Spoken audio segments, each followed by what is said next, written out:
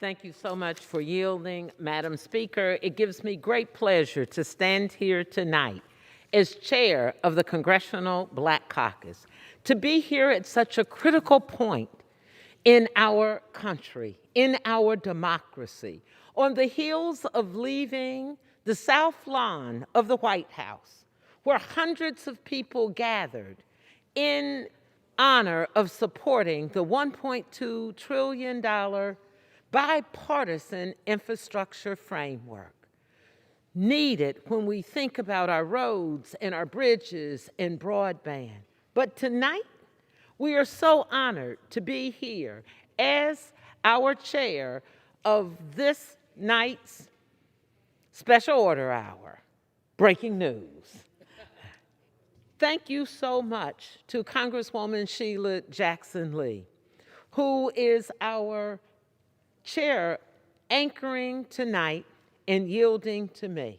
Let me just take this point of personal privilege to thank her for her leadership, and to say to her and all of her constituents watching, Texas is all the better because of Congresswoman Sheila Jackson Lee.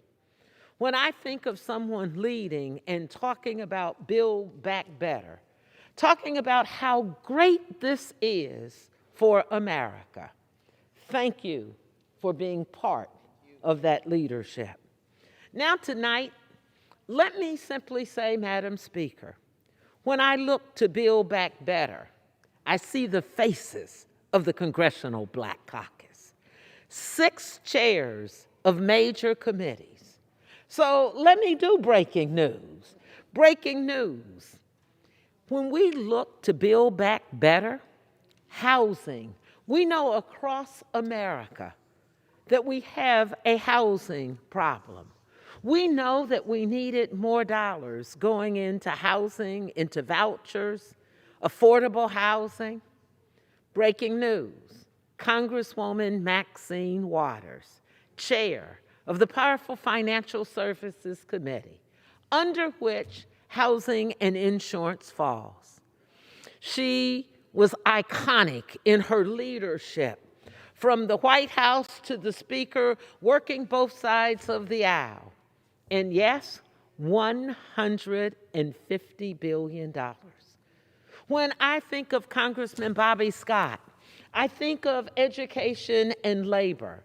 There has not been a stronger voice in the Congress than Bobby Scott in the Congressional Black Caucus. You heard earlier from Congresswoman Sheila Jackson Lee. Pell Grants, HBC, historically black colleges and universities, billions of dollars going into our universities.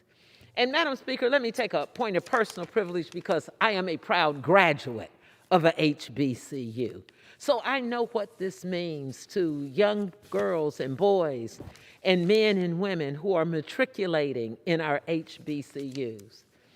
We cannot have a democracy in a country without protecting our children. So when we talk about the child tax credit, when we talk about universal child care, this is so critical. Breaking news, Congresswoman Jackson, 400, I want to say that again, $400 billion into child care, taking some 40% of our children out of poverty. We know how important our climate is to us, and if we didn't, if you were out on that South Lawn today, you clearly understood climate change. Madam Speaker, $555 billion in climate change. I'm going to have other colleagues come today. We're going to hear how important it is when we talk about taking lead out of our water, what that does for our children, for our families, for the environment. Breaking news, $1.75 trillion in Build Back Better. Earlier, one of the members of the Congressional Black Caucus said to me, tell our story. Well, you see, our fingerprints and footprints are all through this $1.75 trillion. And if you don't claim it, people don't know it. So I want everyone to know that the Congressional Black Caucus is so proud of our message, our power, because we understand that our diversity is our strength and our unity is our power. And so tonight is so important for us to say, $1.75 trillion, Build Back Better, $1.2 trillion bipartisan infrastructure framework. It was the Congressional Black Caucus that asked for a seat at the table. And you know, our late Congressman, John Lewis, always said, if you see something, say something. So, Madam Speaker, the Congressional Black Caucus decided that we were going to say something. We were going to say something to make sure that all our friends and colleagues came together so we could do what's great for America. And that's what we've done. So let me say these closing remarks as we then call up our other colleagues. Let me simply say that I am honored to serve in the United States Congress.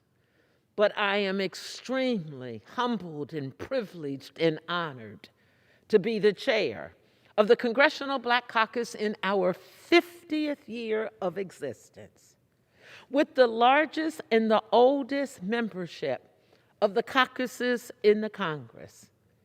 And so with that, Madam Chair, Chair of our Special Order Hour, our power, our message, we are the Congressional Black Caucus. I yield back. What a grand